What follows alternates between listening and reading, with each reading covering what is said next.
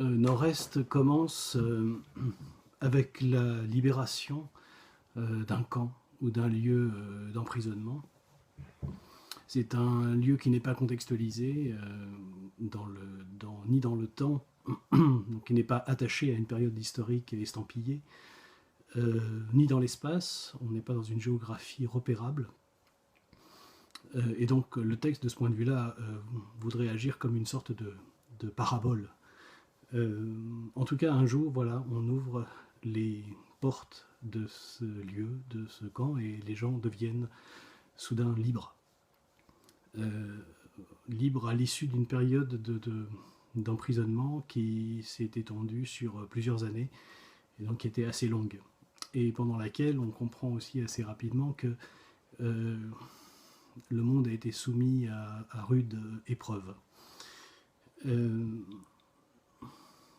Ces hommes, ces femmes sont pour la plupart fatigués, restent là dans l'attente d'une organisation, d'hypothétiques camions qui pourraient venir les emmener quelque part.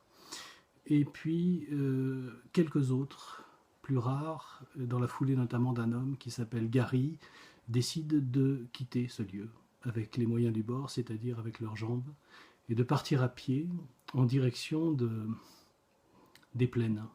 Des plaines, un lieu qui est devenu hypothétique, mais dont certains se souviennent que dans le passé, il a été un lieu fécond, il a été un lieu de vie agréable, et il agit ici comme une sorte de lieu d'aimantation, avec l'envie de retrouver ce qui a pu être préservé d'une sorte de paradis passé.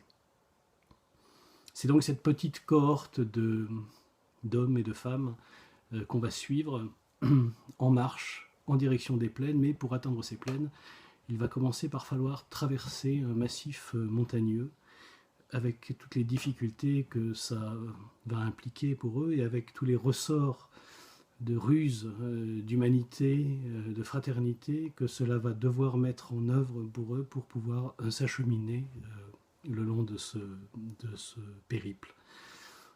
C'est bien sûr un texte qui est en prise très forte avec un paysage que j'aime tout particulièrement et que je pratique, qui est celui de la montagne. Et c'est aussi donc une histoire, et peut-être surtout, bien sûr, une histoire d'hommes, de femmes, confrontés à la difficulté de ce chemin, en même temps qu'ils sont confrontés à la difficulté de s'arranger de tous les stigmates qu'ils ont hérités de cette période d'emprisonnement et cette période de grande mise à l'épreuve pour eux. On pourra voir dans ce texte, si on veut, quelques résonances avec, bien sûr, d'autres des périodes historiques ou même des aspects contemporains. Dans les aspects contemporains, l'un est tout à fait inattendu, bien sûr, pour un texte que j'ai terminé au milieu de l'année 2019, c'est la question de ce confinement qui a été subi et dont ces personnages sont en situation de se libérer et d'avoir à inventer la suite du chemin.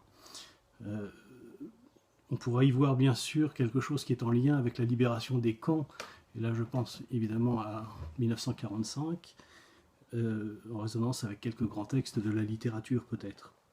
Et puis de manière peut-être contemporaine aussi, la question de la migration, du mouvement des hommes et des femmes, la question des frontières, qui d'une certaine manière est traitée dans ce texte.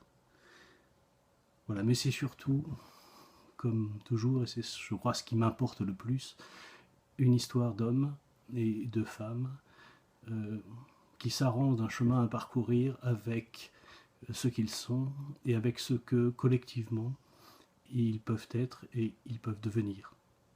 Voilà, bonne lecture à tous.